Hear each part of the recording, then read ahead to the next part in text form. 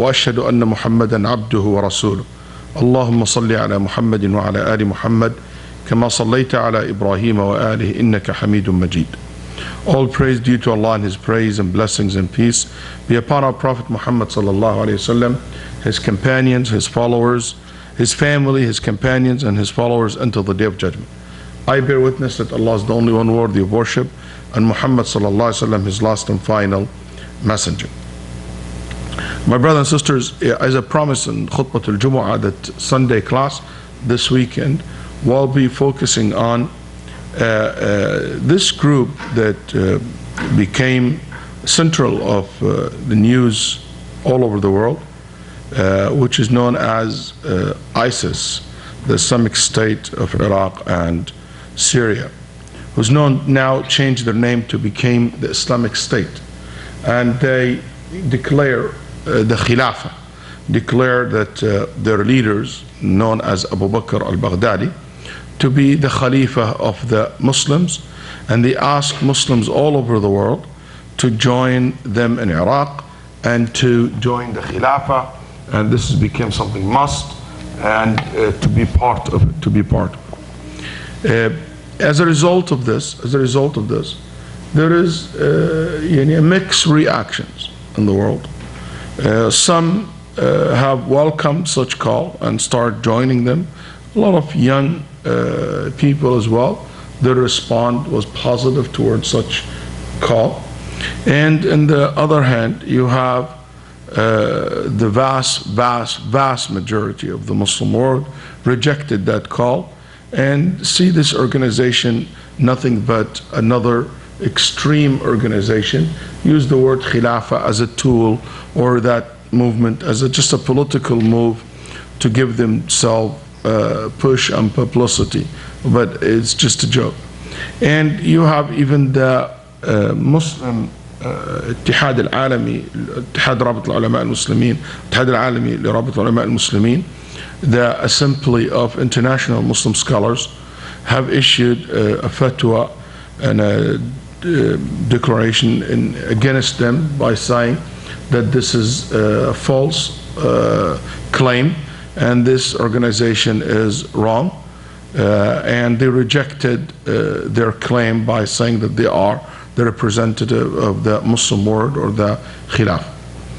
But the issue is bigger than just ISIS. I think there is many ISIS, many group who known today as the militant Islamist groups, or jihadi group, also known as a jihadi group. That's one problem. So you have a bigger problem than just one particular issue. What is our positions as Muslims from such groups and movements? Where we stand from the concept of Khilafah, concept of jihad, where we stand as a community. And this issue became an issue of concern to so many young people. And I said in Khutbah al-Jumu'ah, how a father who woke up in the morning and he found his two young girls, Salma and Zahra, left their homes in Manchester in United Kingdom and joined ISIS because they promised to be married, giving into marriage to warriors, and they will participate in jihad. Another young lady in Denver caught before she joined them, and every time you hear here and there, another young man in Australian caught in Raleigh in North Carolina, and the number is increasing. You talk about 10,000 foreign fighters, 1/3 of it estimated to be from Western world. So our youth, our girls, our boys, our young men and women are not immune from such call, especially with the strong presence online. Make them very easy target, because young generation use internet more often than older generation, like myself and whoever older. So I thought it would be very important for us to talk about this subject openly, because I think one of the reasons for these groups to be popular that we don't talk openly about their ideology. I don't have anything personal against any one of them. I don't know them personally. But I do have something against them because I believe that they misrepresent and they give a very bad, wrong image of Islam. That's number one. Number two, so they misrepresent my religion. And number two, they're really hurting the Muslim Ummah more than any benefit that they ever made. And this is one thing I always say to all these jihadi groups. I said, you guys from 9/11 and before 9/11, bombing embassies and stuff like that, I just have one question. Can you ask yourself this simple question? Why are you doing this for? Whatever cause that you trying, whatever goal you're trying to achieve, ask yourself, have you ever achieved anything like this? Or every time you do a terrorist attack, you go not one step, maybe 1 mile farther from your goal. You make the opposite impact, absolutely. You know, we have a rules. الشريعة جاءت بتكميل المصالح وتتميمها. The whole entire Sharia came to bring benefits to people. Any legislation in Sharia, the benefits in it way more than the harm, if there is any harm. The advantage in it way more than disadvantage. In any time there is more disadvantage than advantage, he's not allowed to do these things. That's right. For example, if you fast and fasting will kill you. Fasting is a beautiful thing, but the killing you and or your lungs will or your liver or kidneys will collapse if you don't drink water. And if you fast, that's what's going to happen to you. In this case, no one ever will say fast because the disadvantage are way more than the advantage of just being fasting. So that's the Sharia said, don't fast if you're sick like that. Okay? So you see that the Sharia always look at the advantage, disadvantage. So here we ask these groups, generally speaking, what are the advantages that we have gained as a Muslims from 9/11, from all these attacks that take place? Did we ever stop, as they claim, America from their transgressions by 9/11? Actually, we opened the door for more harm to be done. More Muslim country occupied, hundreds and thousands of people killed, and still continuing dying because of the reaction of your any attack. Okay, you go and bomb an embassy. What you have done? What's the benefit? But it can be summarized. I'll tell you what's the benefit for them. For them, it's the benefit for them. It can be summarized with one of the early kind of inspiring figure for these group ISIS by the name of Abu Mus'ab al-Zarqawi. He used to run a militant group in Iraq known as Jama'at al-Tawheed wal-Jihad. And Jama'at al-Tawheed wal-Jihad and other groups, they joined together and they formulate ISIS later on in 2006. So this man al-Zarqawi once was saying a statement. He said that his goal of all this attack and killing and vicious attacks and the bloody pictures that he posts online, it's a revenge. He said, I'm thirsty for your blood. That's exactly the word he used. So it's a personal thing. It's just somebody hates America so much, hate the West so much, hate his life so much, and it became it became a hate. And subhanAllah, al-jihad never was motivated by hate, was never motivated by revenge. Jihad is motivated to establish justice on earth. What justice you have established? What good you have established on earth? Look at the Prophet ﷺ's fights. The outcome of every fight, or in general the Khulafa, is to establish justice. But what kind of justice you have brought? It's no doubt it's injustice that we've been seeing all over the place. So the question that everybody should ask themselves, ask these guys or ask themselves if they ever thought about them to cheer for them or to be a member of their movement, ask them what's the benefits of this movement? What's in reality they have done? Did they brought even good image for Islam? No. Did they were able to defeat the enemy? No. Were they able to free the people who've been abused in the Muslim world? No. Did they do any? The answer is absolutely no. Okay, there is any possibility that this route will lead to, in the future, down the road 5, 6 years, will change anything? Absolutely the opposite. Down on the road, it keep you farther and weakening you more. And the Muslim world in general is getting weaker and weaker and weaker and weaker. More divided, more hate, more sectarian wars, more division. That's what happened. So just by being honest with yourself and just realize for a second, is it just about fighting? Is it just about like screaming? Is it about just blowing myself up? Is that what it is in Islam? No doubt, no. That's why Al-Izz ibn Abd al-Salam rahimahullah said, إِذَا الْتَقَى الْمُسْلِمُونَ مَعَ الْكُفَّارِ. And I'm talking about a legit, absolutely correct war. Yani Islamically, it's absolutely correct type of war. And Islamically, this is the type of jihad that Islam allowed. Which is, you know what, there is a transgression, there is a state, a Muslim state in a war with another state for a legit reason. The Al-Izz ibn Abd al-Salam said, in a case like this, وَرَأَى الْمُسْلِمُونَ أَنَّ النَّصْرَ لَا يَتَحَقَّقُ. And the Muslims find out that they cannot achieve victory. وَلَنْ يُثْخِنُوا الْجِرَاحَ فِي الْعَدُوِّ. And with this fight, even if they lose the fight, but they also will not be able to weakening the enemy. They cannot make the enemy weak.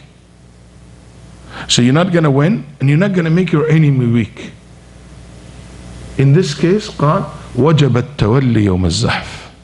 It became an obligatory on the Muslim leader to pull back the army. لأن الجهاد لم يشرع لقتل الأنفس. Because al-jihad was never ordained in Islam for you to kill your enemy, you to kill your own people. In this case, the only thing you're doing, you're taking them to a slaughter, to a massacre, to be killed. And in this case, it's haram for the leader to lead the army. He should pull back and either give them the land or pull back, reorganize yourself, but you're not allowed to engage in such war. If this is what you think the outcome will be. Why? Because this is the right understanding. That's how our fuqaha rahimahumullah understood the goal of the concept of jihad. That's why Khalid ibn al-Waleed, in the famous battle Mu'tah against the Roman, he found out that there is no way he can win the battle. No way he can win the battle. So what he did, he organized retreat. They pulled back from the battlefield. Some of the Muslims were mad. They said, Antum al-Furrar, Antum al-Furrar. You coward, you run away from the battle. And Nabi Sallallahu Alaihi Wasallam said no, to support what Khalid said. قال بل هم الكرار. What that means, Qur'an, they are the one who go back to reorganize themselves, to build themselves, then they will have another day to fight. And the Nabi Sallallahu Alaihi Wasallam praised what Khalid ibn Waleed did. So let's talk in this maybe hour a little bit about several issues. One, the relationship between these ISIS particular and so many of the jihadi movements that we have today, and the Khawarij, which is a very well-known group in our history. They appeared in the end of Uthman radiallahu anhu ardah's time, and they gathered against Uthman from several countries: Egypt, Syria, Palestine, in the Sham region, this area, Iraq, and Yemen. They gathered, and this is the common factor between all these groups. Number one, not a single one of them was from the companions of the Prophet ﷺ. Number two, they all were talking about mainly worldly matters. There is more money distributed this way. He's not fair in the way he does the money. You know, he has his relatives in positions, in high position in the government. If you notice, all of it's about money. It's about dunya. Even though they act like religious group, they have ghayra, they have jealous over the deen. But if you look deep in the reality, it's about the dunya. It's all about the dunya. And when I look at these groups today, even in the Muslim world, like so many of these groups who talks about some Muslim countries, it's all the talk. You know, the surface is religion, but you just go beyond the surface, it's all about the money. Oh, they have money, they're wasting money, Hey, don't misunderstand. I'm not underestimating the value of the money. I'm not underestimating the value of the money. The money is a trust, should be protected by the leaders and the governments and the caliphs. I'm not understanding, but I just want you to keep that in mind. Also, one of the factors about all these guys, that they're young in age. They're very young in age. One another factor about all these guys, they were extreme in by nature. Yani Bedouins and convert, and that's their nature. And they were overzealous. It's something you notice from their statement, from the way they talk, even to reach, to see how they are so arrogant as well. Very arrogant, to the extent that they will come to the masjid. One of them, like Najd al-Haruri, will lead the prayer while Ibn Umar in the masjid, while the great campaign is in the masjid. But he doesn't care, he lead the prayer. You know, when Uthman was giving khutbah al-Jumu'ah, one of them stood up. See the arrogance. You know, the Khalifa used to hold the Prophet ﷺ's cane. When he gave the khutbah, the Prophet cane or stick. So one of them stood up and he grabbed the cane of the Prophet ﷺ. Can you imagine something from Muhammad ﷺ? He grabbed it and he, in front of everyone, he took the cane and he broke it on his knees. He said, do you think this benefits you? It means nothing. And he threw it on Uthman's face. Why is giving the khutbah? I mean, no one can dare to do something like this unless they are very kind of confidence in themselves. It shows you the attitude. It shows you that attitude. And those groups started during Uthman radiallahu anhu arda. Muhammad sallallahu alaihi wasallam have told us about them, that they will come.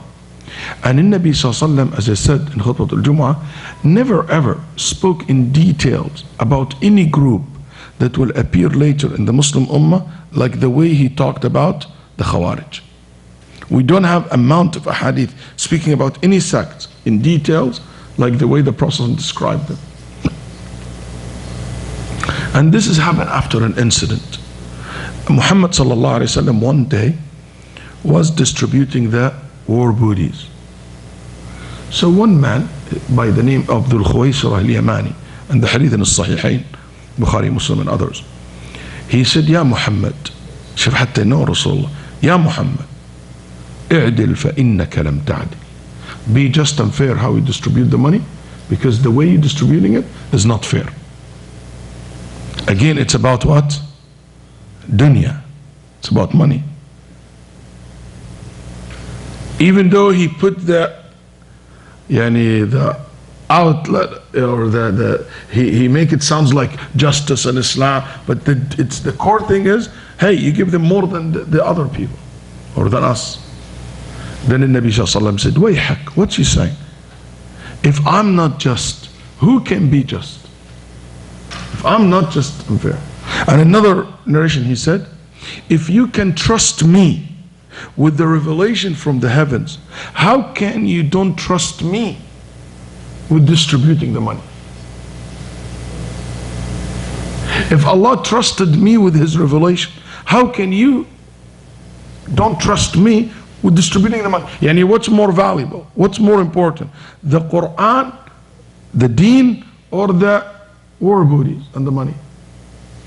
What's more valuable? No doubt the deen, the Quran. Who is more worth, the Allah or you? If Allah trusts me with something more valuable than the money, how can you don't trust me, and you way less than, no comparison with Allah, with something way less than the deen, which is the dunya? That's the logic that the Prophet was using. Then Khalid ibn Waleed, and another narration, Umar Khattab said, let me take his head off, chop his head off. Then he said no. And one of the wisdom for saying no, he said, so people will not say Muhammad killing his companions. What that means? Because imagine if the story goes like this outside. Okay? Imagine the story goes like this. The Prophet ﷺ was doing something. Somebody, Muhammad ﷺ was distributing the war booties. Someone objected to the way he did. Then he chopped his head off. How's that gonna sound? Oh, he's dictator. He doesn't want anyone to say no to him. That's how it's gonna sound. Any one of his friends say no to him, he will be killed. You know, it sounds so bad. That's why Nabi Sallam, out of his wisdom, he said no. Then when the man left, he said, يَخْرُجُ مِنْ ضِئْضِئِ هَذَا, will come out of this man.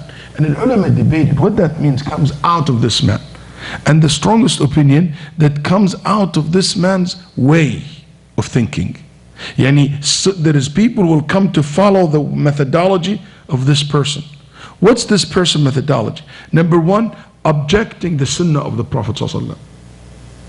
That's why the Khawarij later on, they rejected the sunnah of the Prophet ﷺ. Also the issue of that he willing to fight over the dunya, and it became the main concern for him. 3, they give you a front completely different than what is really they believe in, what they motivated. 4, they think themselves more religious, more fair, more just, more righteous than the religion itself, than the Prophet ﷺ itself. And they see themselves because of that extreme in their nature.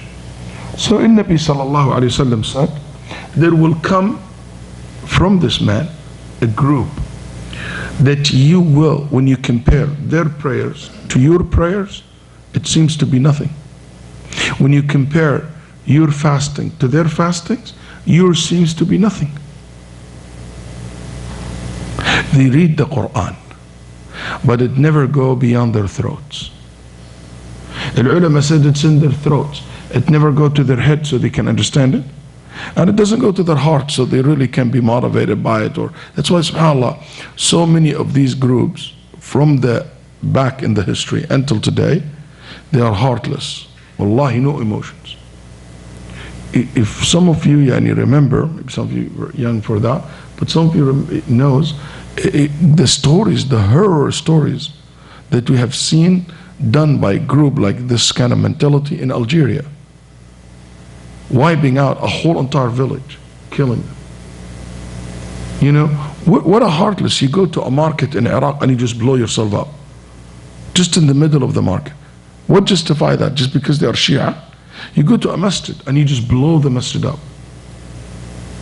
No matter what, even if it's Shia. Is that something you just, no, what about the children? What about the older? What happened to them? If the Nabi Sallallahu Alaihi Wasallam said, in the status of clear war, okay, you're not allowed to target the place of worship, even if there is a clear kufr. There's non-Muslims, kuffar, you're not allowed to target their places of worship. What's justify that for yourself? Just nothing. It just no feeling, no emotions. And subhanAllah, when the Prophet said, they just go through throats, they don't think of the verses. They just say words, but they don't really think about what they say, what it means. In Nabi Sallallahu said, they leave and they exit Islam, and they never come back to it. And here, that means they are kuffar. Some of them are, but the majority are not. Some of the Khawarij were non-Muslims, which is the group known in Islam as Al-Haruriyya, the one who fought Ali ibn Abi Talib. Those people, I have no doubt in my mind and my heart that they have exited Islam, because the Prophet ﷺ meant this group in specific on this hadith. And their belief is rejecting the Sunnah completely, and that's in itself an act of kufr. But later on, the Khawarij did not reject the Sunnah completely. Later on, they changed their position in this. Anyway, so the Prophet ﷺ said, and if I meet those people, I will fight them and I will kill them the way Allah destroyed the people of Ad. And he said killing them is an ajr, and fighting them, there is an ajr, a reward for those who fight them. In another hadith, the Prophet ﷺ said, they are young in age. They have no wisdom. They don't have wisdom. Sufaha'ul ahlam. They don't have aql. Okay? Also the Prophet ﷺ said, يَقُولُونَ مِنْ قَوْلِ خَيْرِ الْبَرِيَّةِ. Their speech sounds so good. Sounds so good, sounds so right. Okay?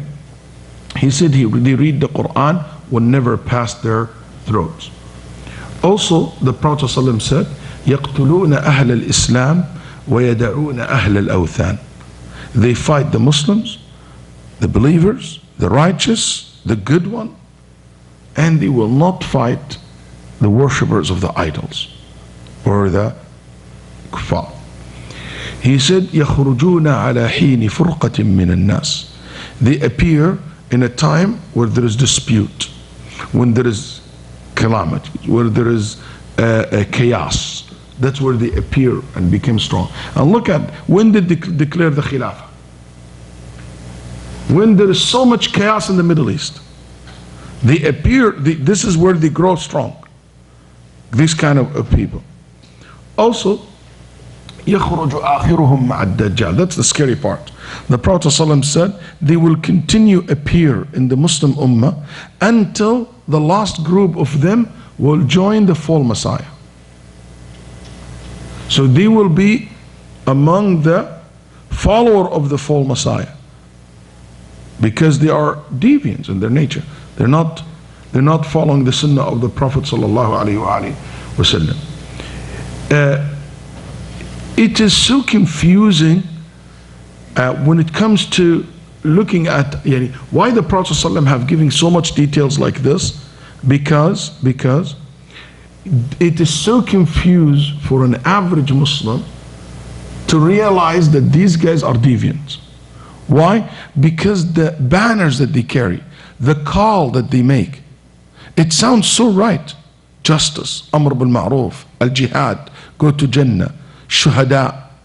Sounds so right. So, you know what? Fair. You know, they pick just cases. Actually, they pick very just cases. The problem is not this. The problem beyond that service.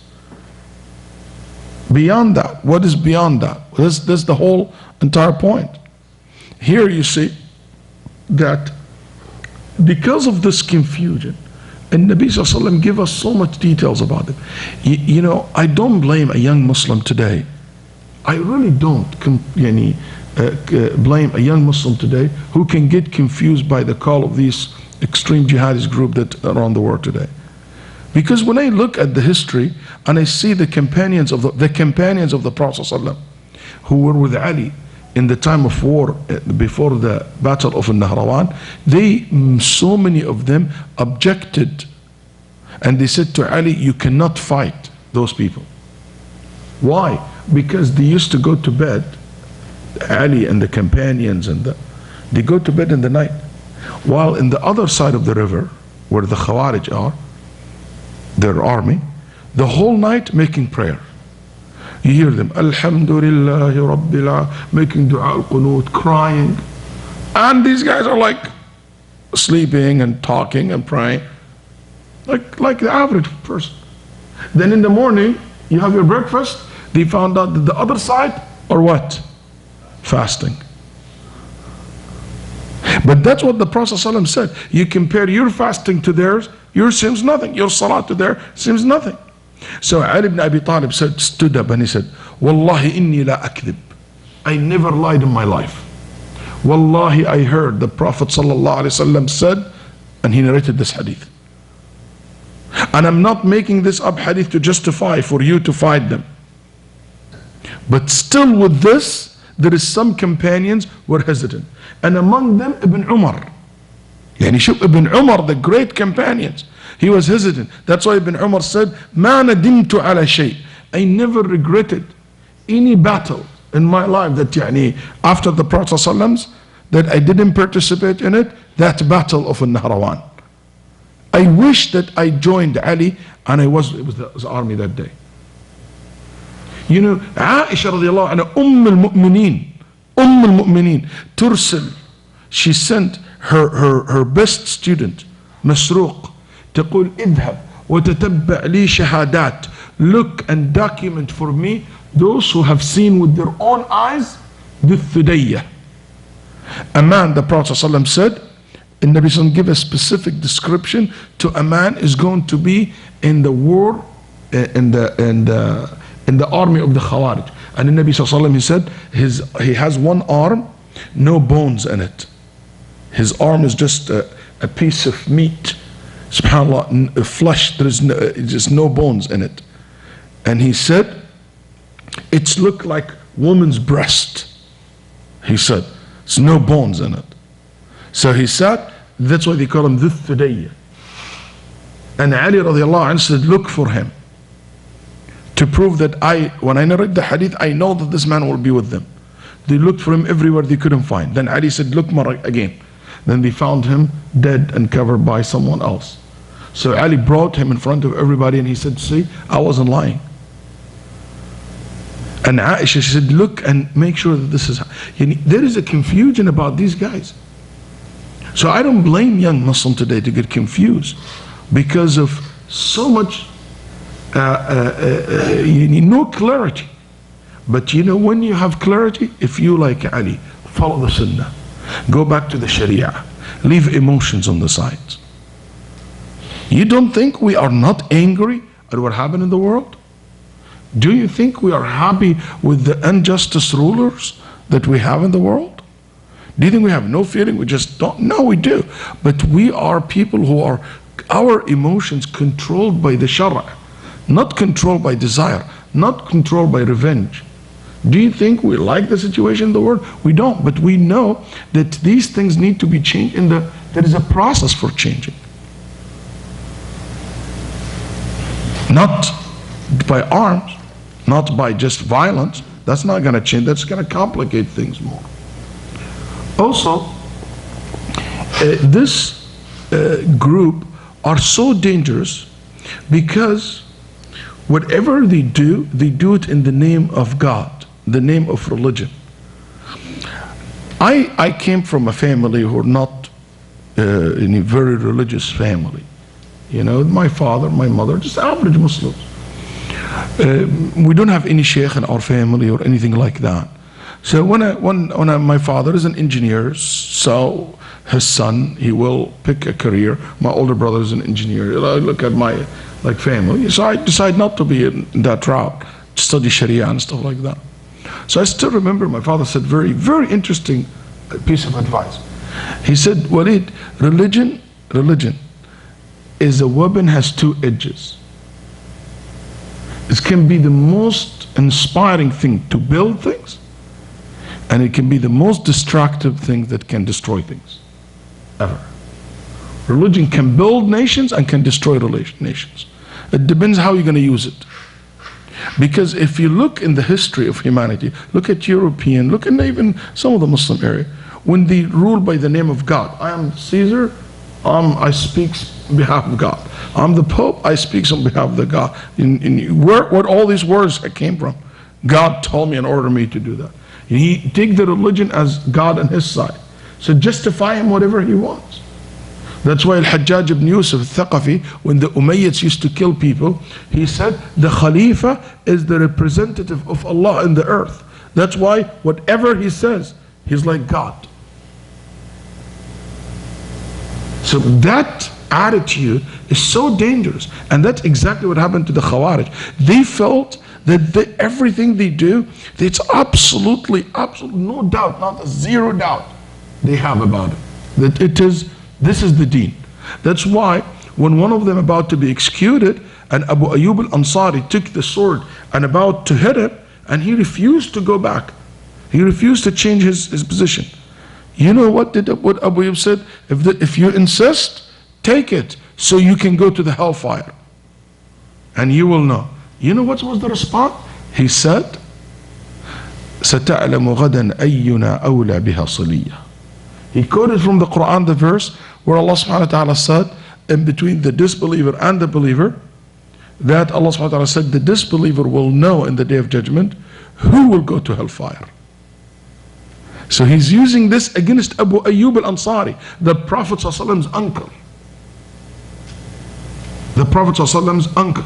That's why they killed Uthman, thinking that they have done the best thing that can ever be done in that day. This is the best way to worship Allah. إِنِّي لَأَذْكُرُهُ يَوْمًا فَأَحْسَبُهُ.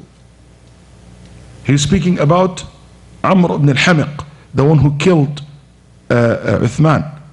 He said, I remember this man, what he have done by killing Uthman. فَأَحْسَبُهُ. I think of him يَوْمَ الْقِيَامَةِ أَوْفَى الْبَرِيَّةِ مِيزَانًا. In the day of judgment, his skill of good deeds will be the heaviest ever. Because he have done a good deeds, nothing similar to it, killing Uthman. And the same thing they did when they killed Ali ibn Abi Talib. Ali ibn Abi Talib. Also so dangerous about this group that this kind of confidence have made them justify for themselves anything comes next. And it start justifying, saying this ruler is kafir. Then the next step, his army is kuffar. Next step, his cabinet is kuffar. Next step, their families are kuffar. Next steps, anyone part of that citizenship is kafir. And see, it's just justify next and next and next and next. You know what? Non-Muslim are allowed to kill, and their family, and this, and so on. And justify this for themselves. I remember one of these guys was telling me, you know, why? All Americans should be bombed. All Americans should be killed. I said, why? He said, all Americans pay taxes. I said, okay, if all Americans pay taxes, it makes them all legit target to be killed. I have a question for you. Let's go back to the Prophet ﷺ times and Abu Bakr and Umar and Uthman. Did the Muslim had a fight with the Romans or not? He said to me, yes, they did. I said, the Romans used to pay taxes or not? He said, yes. I said, well, still Umar said, you're not allowed to target civilians. And they pay taxes. Where do you think the army is funded from? From the taxes that collected from the average citizen by the Romans and the people. Still Umar said, you're not allowed to attack. And it's a legit kind of war. It's a war between two countries. And he said, you can't target civilians. You can't target merchants, you cannot target slaves, you cannot target women, worshippers, or people not engaged in the war. Somebody sitting in his village and he's not on the battlefield, you can't attack him. I said, that's how Abu Bakr, Umar, Uthman, this is how the Muslims through the history know that. Nobody said, oh, justify because they pay taxes. They're all part of it. As if we also pay taxes voluntarily. We've been forced to pay taxes. Even if you take it from that perspective, you can't even make that judgment. People are forced to pay taxes. Nobody, like when we pay tax in America, nobody pay tax, and you know my intention, I want my tax to be transferred to a bomb to kill innocent people somewhere in the world. So, who's in the whole country, Western country, do that? So for you to justify this evil person and just mass killing like that, it's nonsense.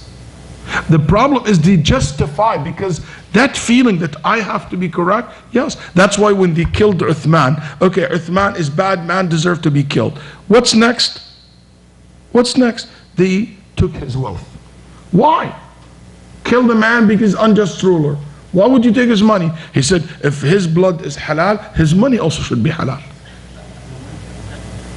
And they took even the cups from his kitchens and from his house.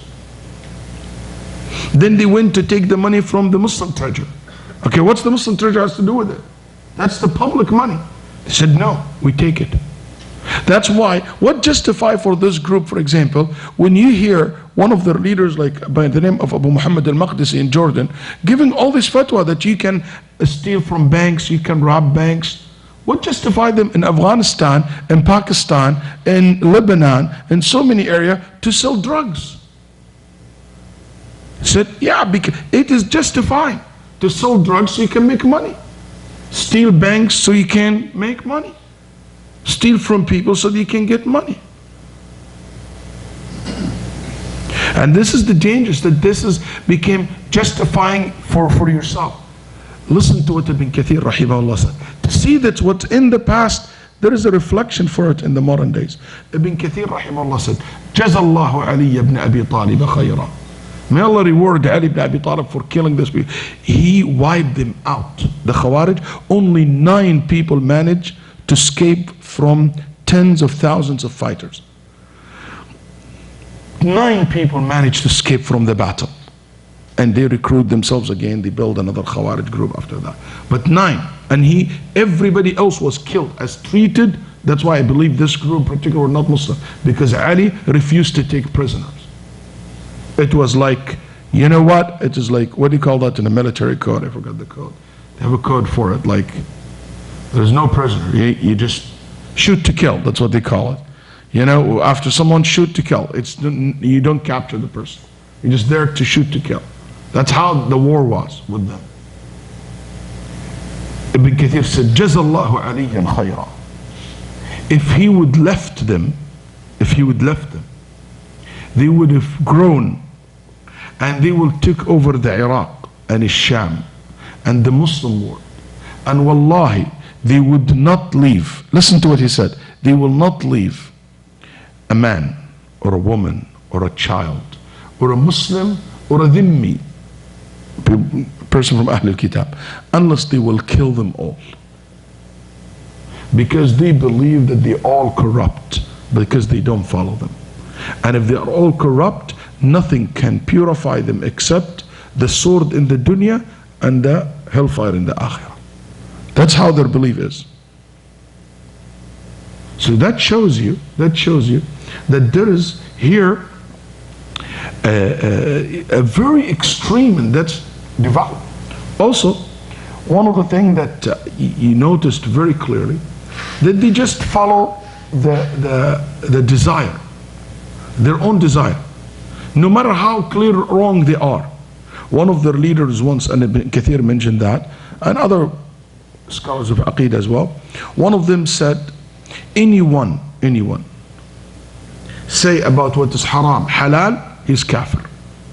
And if something haram and you say it's halal, you do it. Or you say, you know what, this is halal but haram for me to do it. He said he became kafir. They don't differentiate between someone did this because he want to abandon on himself, somebody legislating and challenging. They don't make these distinguishes. They just paint everybody with the same brush. So a sheikh told him, a scholar told him, is a student knowledge even told him, قال يا هذا وما تصنع في قول الله تعالى يا أيها النبي لم تحرم ما أحل الله لك. He said, if you're saying anyone say haram to something halal is kafir, or someone say haram to something halal to something haram kafir, what would you say of this with this verse where Allah said, O Prophet Muhammad, how come you make haram upon yourself what Allah made halal? Then he said, yes, لَقَدْ كَفَرَ مُحَمَّدْ بِهَا ثُمَّ تَابَ. He said, yes, Muhammad became kafir when he did this, and when this verse came down, he repented back to Allah and he became Muslim again. That's how extreme these guys can go. Insisting, that's the only thing. Also, this idea, as I said, make them accept no solutions. That's the only thing that they have in their heads. That's why when Uthman radiallahu anhu arda, they said, you have ordered your wali to kill us. He said, I didn't. He said, if you did, you betrayed us and you deserve to be killed. And if you did not, you're a weak Khalifa. Because if you're strong Khalifa, you should kill the rebels. You get it? He said, if you're a strong Khalifa, you should not let people rebel against the Khalifa. You should kill them. And if you did not, so that's weak, and weak cannot be a Khalifa. And if you did, you betrayed us. So in both cases, you have to be killed, or you have to be removed from power. Desire, there is no, whatever in their head, that's what they want to achieve, and that's about it. One of the things, as I said, it makes them feel that they are among the people of Jannah. Wallahi, it's a weird, they feel that they belong to paradise. I'm not sure I said this on Friday or not. In the attack on Mumbai, remember this terrorist group who went to Mumbai and they attacked the hotel there. It's on news. This is all what I'm saying. It's something that was in the news. They said in the interrogation, one of the people who had been captured, his breaking point when they show him the pictures of some other attackers. Some of the attackers, okay, they saw him the picture of them dead. And at that moment, he broke down. You know why? Because they saw him the picture of that man dead. His face was dark and like very, very terrifying look. Because he thought all of them, when they die, they will be smiling, going to Jannah, seeing the Hur al-Ain and seeing all the stuff. So they have to be like happy. So when he saw that this is not the picture, he found that he really believed that. He really believed that they have to be like this. And he has no doubt that this is straight to Jannah. That's why in the battlefield against Ali ibn Abi Talib, you know what was the cheering? That's what called the cheering, like the words that they used to cheer each other's. Yeah, like when you have a word like chant, sorry, the chant, that's the word. What's the chant? What do you think the chant was? Ar-rawah ar-rawah ila al-Jannah. This early morning we're going to Jannah. This early morning we're going to Jannah. Because the battle started right after Fajr. So confident, so confident. And also, they are so confident that you are kafir. You go into hellfire. To the extent one time, two of them were walking, and Ibn Kathir mentioned this story, and he said, the only people who will go to Jannah from all entire people on the face of the earth today is only me and you. Everybody else to hellfire. So his friends told him, Jannah as big as the heavens and earth for me and you only? Doesn't make sense. He said, I will leave it all for you. And he left the Khariji opinion. In the 80s, we have a guy in our town back in Saudi Arabia, came back from the jihad in Afghanistan at that time. But unfortunately, a lot of people came back with a lot of messed up ideologies and ideas. And this one of the kids who was so weird. After he used to like average brother, he became like, he was so arrogant, wearing like all very short, his hair is long, his beard is like, look everybody down. And he's the most ignorant person among all our peers. We know him. But khalas, I'm mujahid, this is like, and this is not true because he became a military. Have you ever dealt with military high ranks? They feel like so, strong. That's because it's about power. Anyway, so I don't mind as long as that you are in the right track. It's your attitude, belong to you. But all of a sudden start saying openly that everybody can. So I saw him in Mecca. Well, I forgot what year now, but I remember it was in the 80s. And I was in high school. I saw him in Mecca, and we were in the escalator. And I don't know why I'm leaving early. I said, oh, you're leaving? He said, I don't pray with you guys. I just come to pray to Allah in this Kaaba, but I don't pray behind any one of that. I said, why?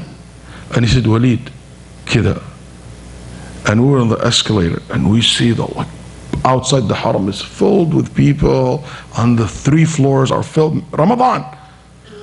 He said, I do believe from the Imam to the last person in this open area, في الساحة, he said, they are all حطب جهنم وبئس المصير. They are all the fuel of the hellfire. So I said, maybe somebody came from Afghanistan like you, and he's like, have the same idea back there. How do you know? And even to have the guts to say something like that, they have no hesitance.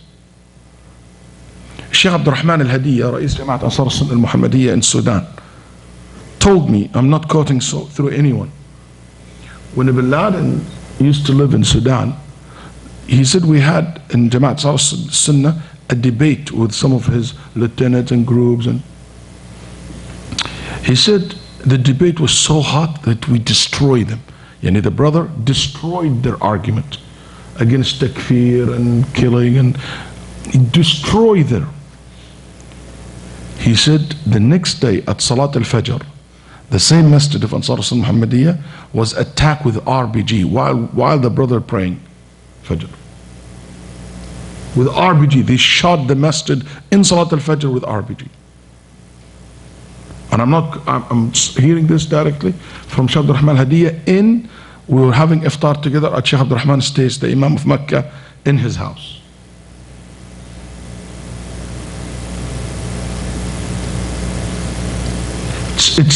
It's something scary.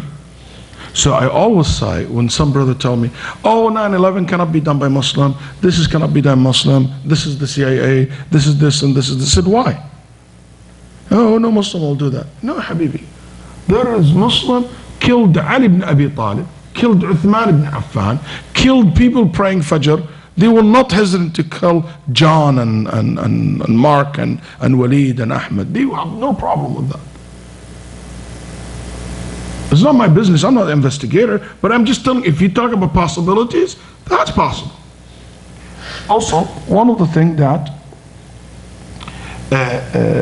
they known for is استباحة دماء أهل الذمة. Even I didn't even know that until I found Ibn Kathir mentioned this, that they used to kill the people أهل الذمة, the Christian and Jews who live in the Muslim countries. They actually attack them, take their money, killing them, and they have no problem with that. Also, one of the things that you notice about the Khawarij, they against the ulama. That's why Ibn Abbas went to debate them before the battle between Ali and the Khawarij. And Ibn Abbas said, I couldn't see a single companions in your camp. Why? Not a single companion, not a single scholar among your camp. That's why so mad at Ibn Abbas, and they said that Ibn Abbas رجل يخاصم بالقرآن ولا يعرف, has no knowledge of the Quran. Ibn Abbas has no knowledge of the Quran, and he just know how to argue with the Quran. You guys good in arguing.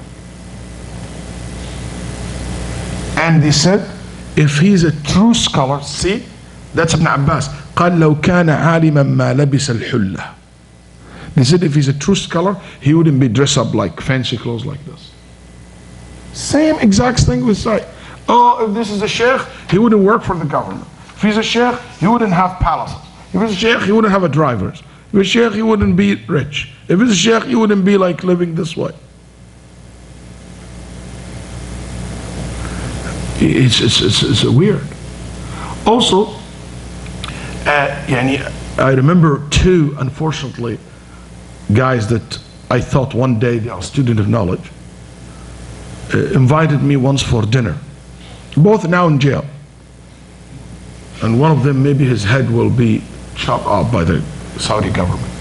He's involved in killing people. He's one of the main, I call them like thinkers and student of knowledge, that these extreme groups base their ideologies on his fatwas and on his writing. Allah yahdi, may Allah subhanahu wa ta'ala guide him. He studied with us in college. So one day he invited, before he openly turn to a violent, just when his extreme ideas. His name is Fahad al-Hmayyan, very well known among extreme groups, jihadi groups. Anyway, so this guy, who was sitting at dinner, and he brought this guy, he said, this is the best student knowledge exists in Riyadh, blah, blah, blah. I said, okay. Talk. Then he said, see, Waleed, you will never be a believer. He didn't say in my face, I'm not a believer. But he said, you will never be a believer, ya Waleed, until takfur bil-jibt wa taghut. You disbelieve in al-jibt and al-taghut. Al-jibt al-taghut, it is in Islam, al-jibt is the idols, al-taghut is the Satan. That's basically mainly the main interpretation of it, sihr. So I said, Alhamdulillah, I don't believe, what's the point? This is obvious. It's like saying to me, Waleed, you'll not be a believer until you believe in Allah. Yeah, obviously. He said, no. Al-Jibt wa Taghut today are Bin Baz and Ibn Uthaymeen. Wallahi, he said this in my face. I said, Bin Baz and Ibn Uthaymeen? He said, yes. The great scholars? He said, yes. Then I look at the person that I thought is a student of knowledge. I said, Fahad, do you agree on this? He said, this is between both of you. I said, no, it's not. I don't know those guys. I know you. I thought you're a person who have like, you seek knowledge, you study Sharia. This guy, I don't know who he is. Is this your mentor? He said, I can debate over it. I said, I didn't need to debate over it. I don't need your debate over it. I said to the guys of the house, either he leaves or I leave. Because this is my sheikh, this is my teacher. This is beyond argument. That shows you how bad, how far this guy is. So this is one thing they always target. The first thing they do to the young people who join them, make sure to destroy the ulama's image and the scholar's image to their followers. Either by saying, sell out, they are not muftis, this. There is a very famous young sheikh, his name is Tarifi in Saudi Arabia. Even sometimes he's more on the conservative, strict side, okay? But just now, some of the CC's members made an fatwa that he's kafir against him. Why? Because he just opposed the ISIS. Sorry, the ISIS. He just opposed them, and they just made fatwa that he's kafir. Also, one of the things that you notice about the Khawarij, that they live in a very contradictory life. Sa'id ibn al-Musayyib said, it's amazing, it's so weird. كانت المرأة من الخوارج. This is a very interesting narration. He said, the woman from the Khawarij will go to Bayt al-Mal عند Uthman, when Uthman radiallahu anhu in his house, take money from Uthman. She will fill her hands and her containers with food and things like for her house. While she filling her containers, she would say, Allahumma addilhu, Allahumma baddilhu wa ghayyir. She will make dua against Uthman.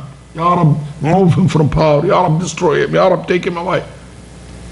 While she's taking his money. That's exactly when I see someone in America living off the welfare of America, the welfare of Europe, in England, his house, or in Canada, his house paid by the government. He take money from the government. He do everything from the government. Then he say, let's fight British and Canadian and American. Then get out of the country. You taking their money, you're using their passports.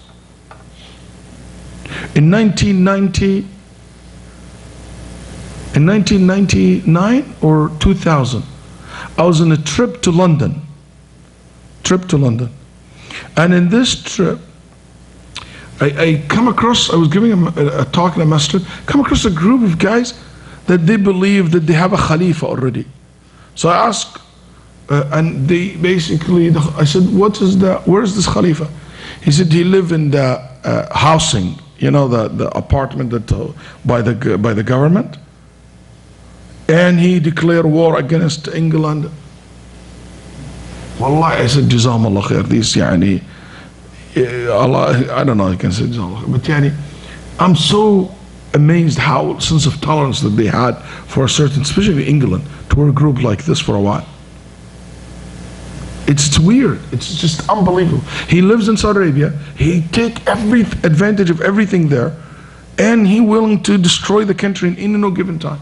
And that's the case in every single country that they're living in. It's a contradictory life.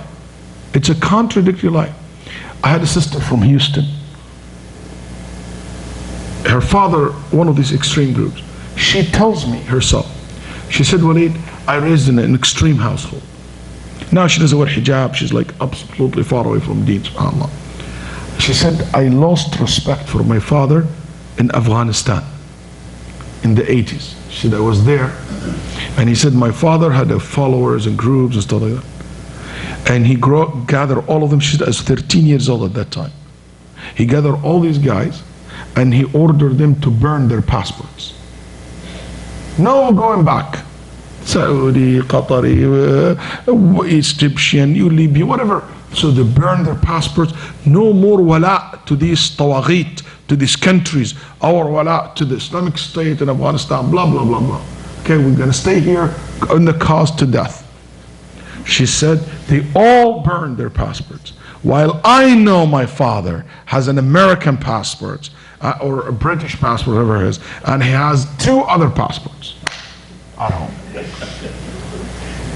She said, Wallahi, I was 13 years old. I saw this with my eyes. And I knew at that time, that's not right. And I run away from my, and she just, terrible story, her life story. Here from Houston. Now she lives in I don't know where she is. She's like got married to some even Shiite guy, and she became like completely far away from the deen, subhanAllah. But it's amazing, it's just amazing how contradictory lives that they have. Also,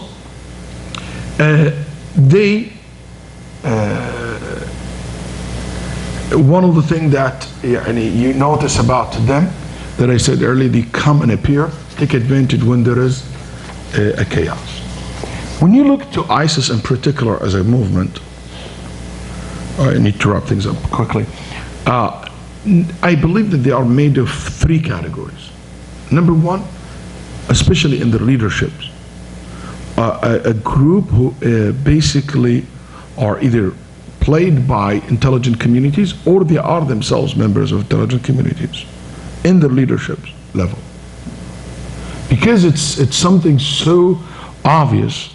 Who is, I don't know, but it's something weird. Like, I don't know if you guys remember in Geneva, the Syrian government held a talk with the rebels and the national, the new entity of Syria. They call them the national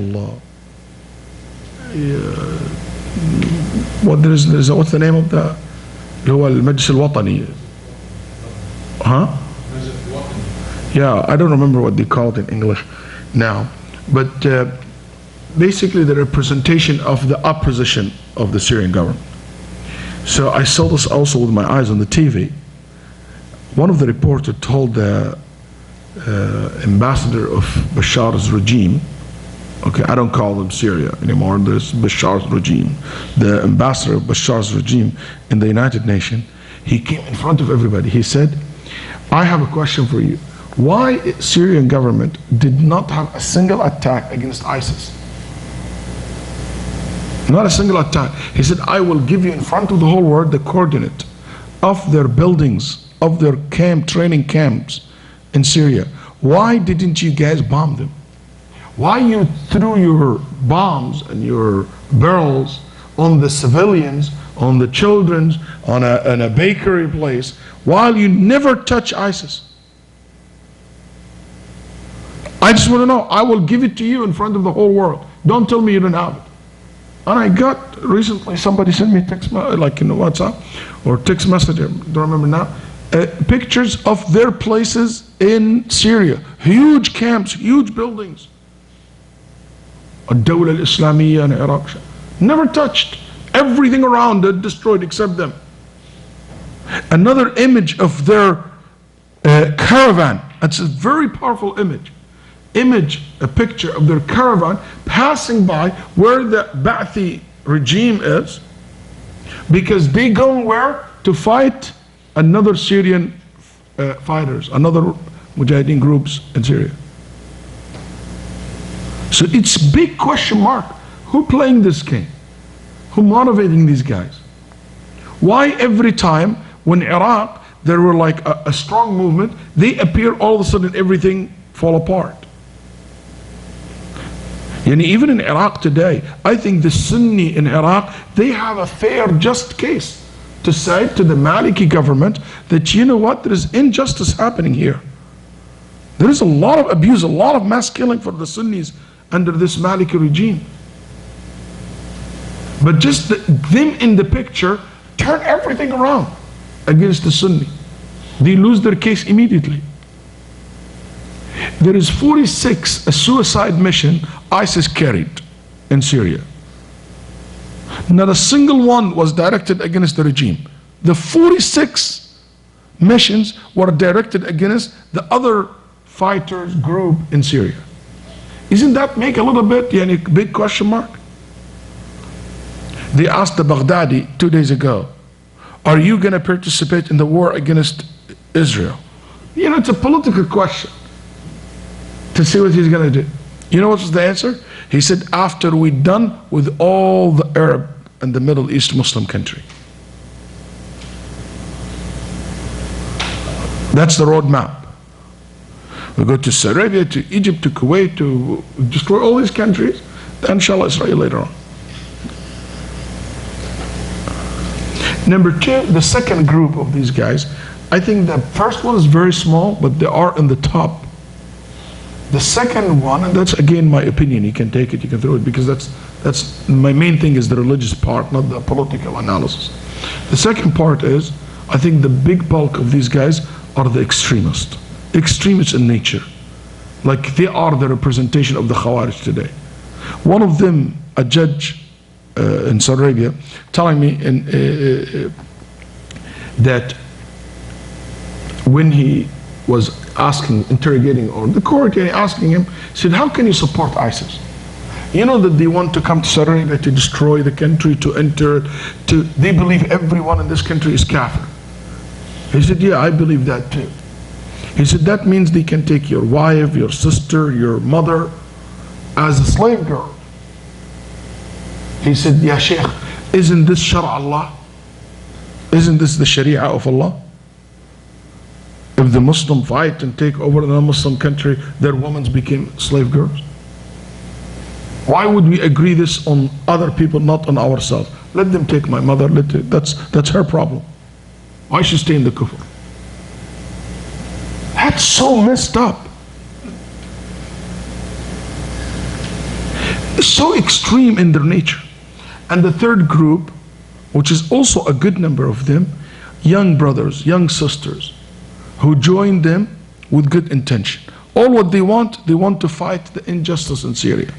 All what they want to support their Sunni brothers, or to remove the injustice that happened in Iraq. All they want to stop the imperialism of the Western world and the abuse that they have to all what they want to free Palestine, to give justice. The cases like this, maybe there is, they are sincere. They're not extreme to that extent. All what they want to be part of a great reward called al-jihad fi sabilillah. They have a good intention. But the problem with these guys are no time, subhanallah, join the second group.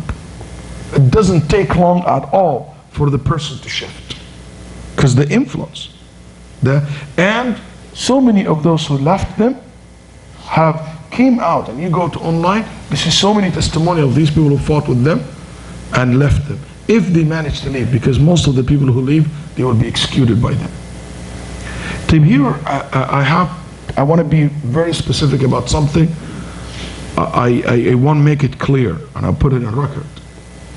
If someone asks, like a young man comes to Sheikh, is it allowed for me to join the fight in Syria? I'm not going to go with ISIS, I'm just going to go fight in Syria against the Ba'athi regime. Is this a legit jihad? Is it allowed for a Muslim to go there? There's a lot of recruiting online to go fight in Syria. Forget about ISIS. Would it be allowed for me as a Muslim live in the West to go and to basically, or anywhere in the world, would it be allowed to go to fight in Syria? I do believe, no, it's not allowed. And hold on, just don't be rushed to be angry at me. Why? Because, for the following reasons. The people of Syria themselves, the leaders of the armies who leading the armies in Syria, and the Syrian leaders who fighting the regime, they say, we don't want foreign fighters. Foreign fighters making more things difficult for us. What would I gain from someone like Ahmed, Waleed, Azza, whatever their name, who have no military experience, to go and say, hey, I'm going to fight. Okay, so what am I going to do with you? Is the fight is just about like to shoot? These guys don't need just numbers of people to come who have no training, nothing, no. Do you know what they want? They want, a well-trained, a proper training to be done to them by the countries to train their fighter, to train their people, to train the army that they have to fight. They don't need individuals. That's number one.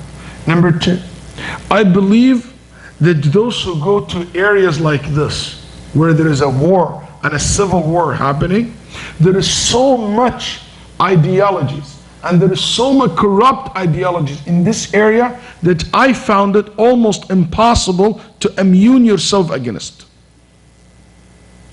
And those who go with the good intention to fight, blah, blah, blah, they carry these ideologies and they will be influenced by these extreme groups, because unfortunately they are the one who leading the fight. We waited so long in Syria until these extreme came and jumped and take the lead. And now for Syrian people, you cannot tell them pull out, because they took the lead. We allowed this to happen, unfortunately. So if anybody goes now, he will be influenced by these ideas. I don't think someone can be immune. And those people, when they come back to their society, are very dangerous, in my opinion. If they inhabited these ideologies, it can make a huge amount of destruction when they come back to their families. And even if they're not terrorists, it became dangerous.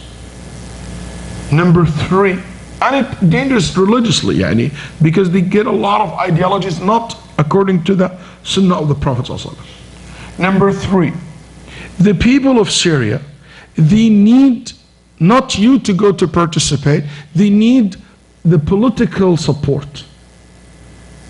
They need the financial support. That's what they need. They need us as a Muslim in America, for example, to build us a pressure in Congress and on the government to fund and to provide a military training for them, to provide weapons for them to fight. That they need this more than Abdullah going or Ahmed going. And what our role should be, to make a pressure in our government to provide the right track. War when it starts run by groups, it turned to be a mess. War which is organized by countries and a system in place, it is controlled.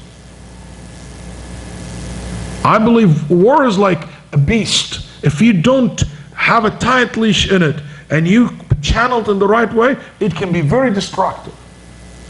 When you just handle group here and group there fight, they create more problem. Number four, I believe when Muslims start traveling and join the army in Syria and fight in Syria, I think they have negative impact on the resistance in Syria more than the positive. How? Because anytime when there is international communities involved and people from all over the world, you know what? The international community will pull back and will be hesitant to support. I can't support now the Syrian because of the terrorist, because of the group. Actually, you create more problem. And look at it, every time this happened, you know what? It became it became more complicated.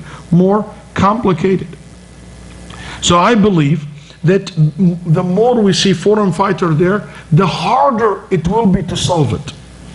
Even there is Muslim country used to support in the beginning, they pulled their support because of this large number of foreign fighters there. They don't want to support them to the next day, they take the same weapons to fight them back with it. So you being there, I think you adding to the problem, make it more complicated. Number five, so many of those people who go to these countries, their country prohibit them legally to go there. So what happened? If he goes there and fight, if he died, khalas, he died, may Allah subhanahu wa ta'ala accept him. But if he doesn't die, he didn't die, what happened? He will be in the run for the rest of his life. Or come back to jail, So what's the advantage and the disadvantage? If you look at it, I believe the disadvantage is way more than the advantage that you might think you approach. Also, so many people think that al-jihad al-ghayah min huwa al-maut fi sabilillah. A lot of people go to fight in Syria because they think al-jihad, the goal of jihad is to die for the sake of Allah. And wallahi, al-jihad al-ghayah min al-hayah fi sabilillah. And I swear by Allah that al-jihad is ordained in Islam so we can live for the sake of Allah, not to die for the sake of Allah. Al-jihad meant to sanction lives. Al-jihad meant to provide a place where people can live free and just and good life. It never was the goal of jihad to die. That's why when a man came to the Prophet and said, Ya Rasulullah, make dua for me that I die. He thought that the whole point of joining the fight is to die. And Nabi Sallallahu Alaihi Wasallam said, may Allah bring you back to your home safe and with money, with war bodies. Ya Rasulullah, I want to die. I want to go to Jannah. He said, you want to go to Jannah? It's not death. You want to go to Jannah? He said, fast. There is nothing in reward like fasting. Hadith Abi Umam.